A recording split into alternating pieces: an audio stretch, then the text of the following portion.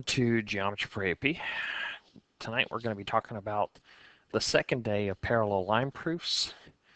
Tonight's video will be about proving that two lines are parallel. In all the proofs that we did the night before and the day before, all the lines were already parallel, and so therefore we were using the properties of the parallel lines and their angles that are created. But this one will be kind of the converse of the whole entire idea. So to start our video, first let's have you highlight a couple postulates and theorems. So here's our first set of them, is that you need to highlight the converse of the corresponding angles theorem, which is theorem 3.4.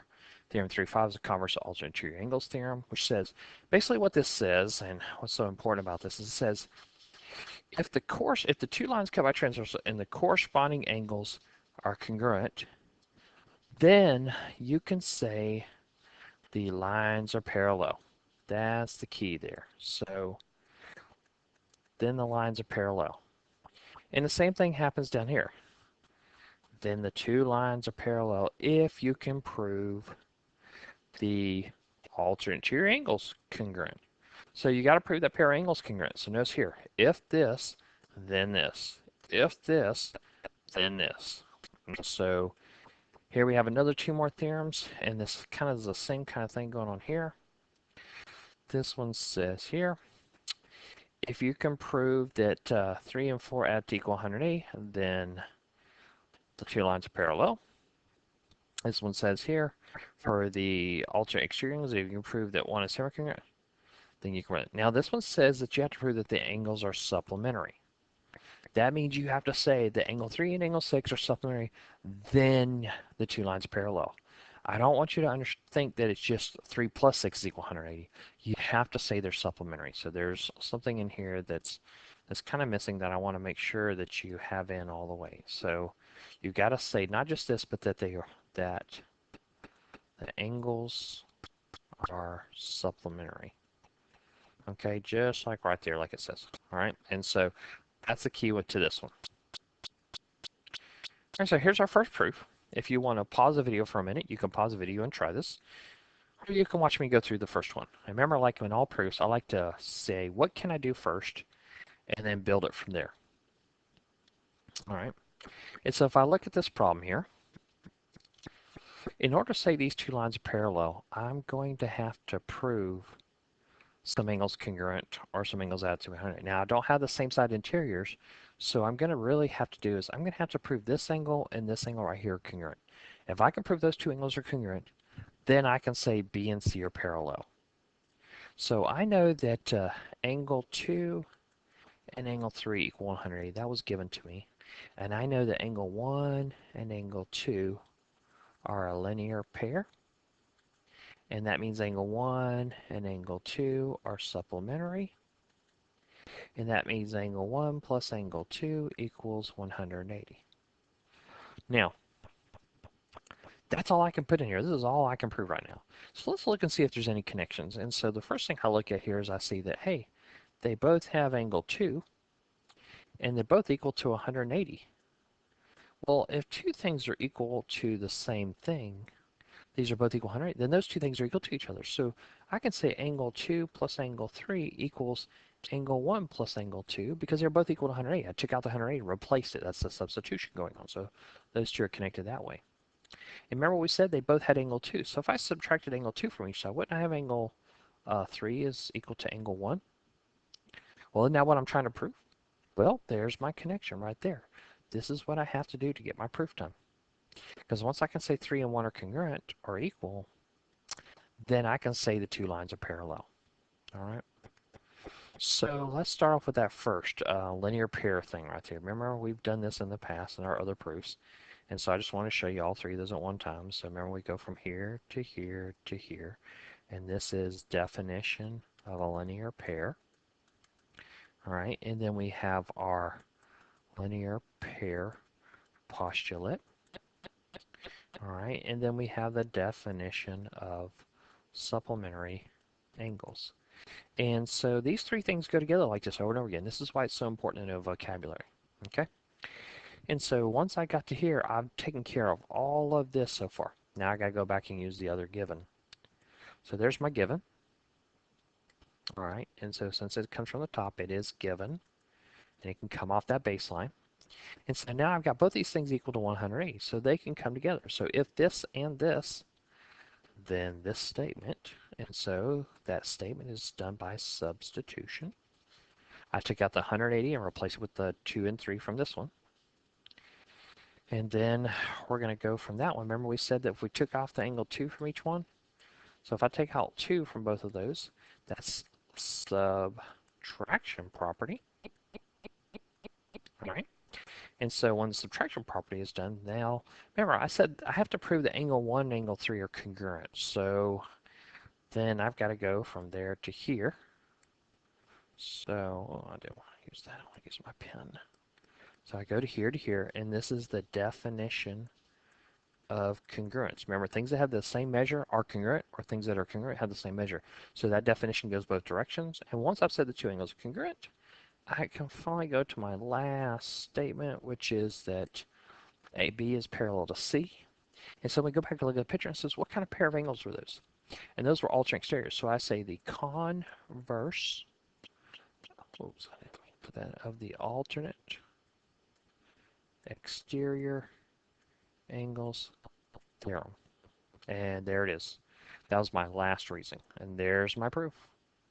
This is a more complex one because it involves some subtraction and stuff like that. But, you know, there are lots of different proofs and there's lots of different ways to bring them together. But this is about the only way you can get this one to happen. All right. And so here's another proof. This one's not too long. This one's got about 5 steps to it. So pause the video, make an attempt on this one.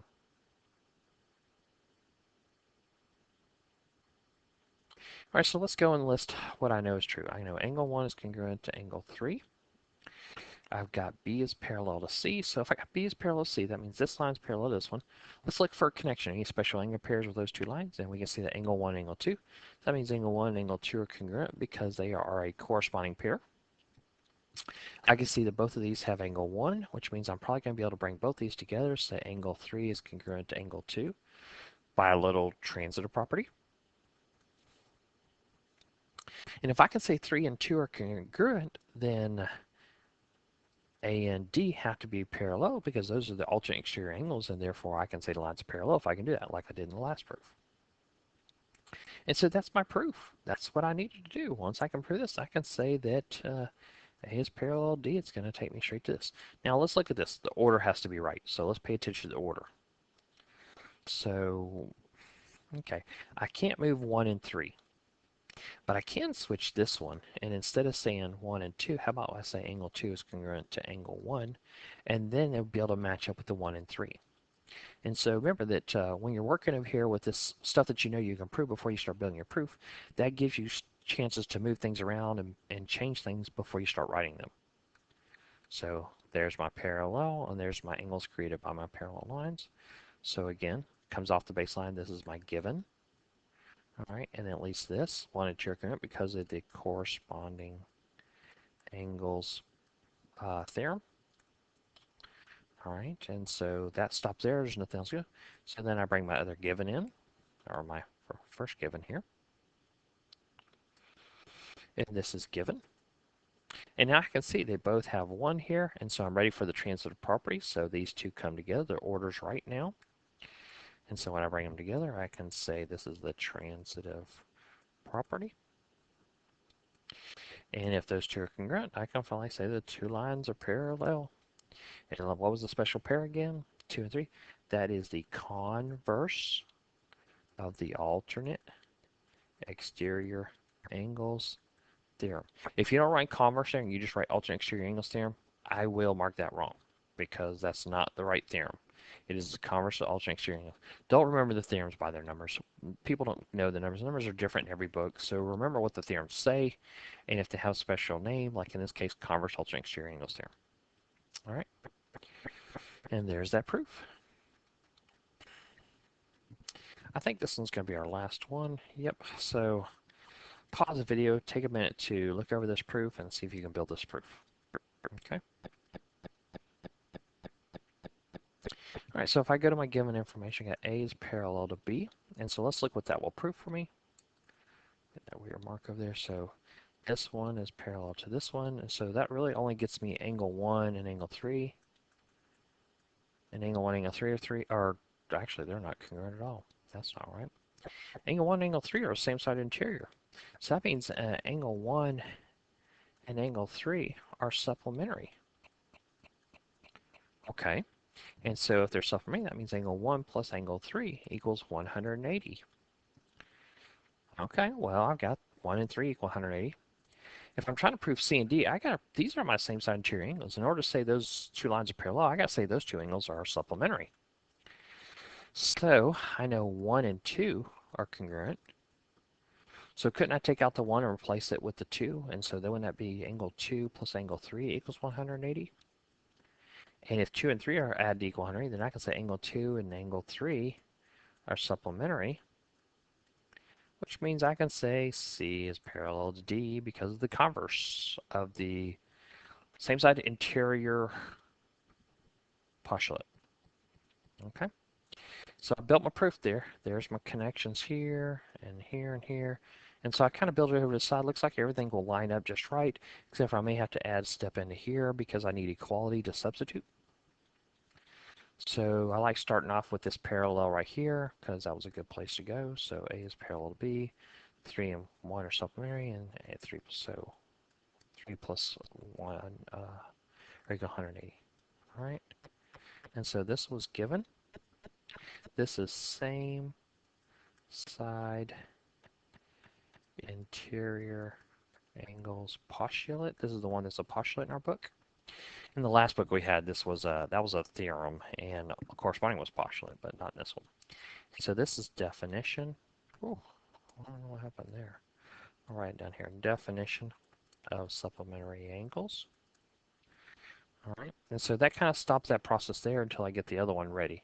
And so remember we said that 1 and 2 are given, and we had to make them equal before we can actually do any kind of substitution.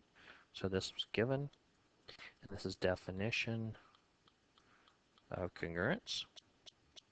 And so now these two can go, if this and this, then we can connect them together. And so this is substitution property. All right, now that I've done that substitution property, if 2 and 3 added to 180, that's basically like my definition of a supplementary angles. So I'm going to come in here and say that those two angles are supplementary. That's a definition of supplementary angles. Now, it's different than what we did earlier. Because remember, the definition can go conditional and converse way. So if then and then reverse of the if then. So definition that. And then if those two are supplementary, then I can say that the two lines are parallel by the converse of the same side interior angles postulate. And there you have the final proof. So these are just 3 practice proofs of showing you how these things work. You'll have proofs when you work in class so that you can go over these things. And if you want to start your proofs, you can, or even start building like what you know is true in each proof so that you can build a proof when you get into class. That might be a good thing to do since this video is done. Thank you and have a good night.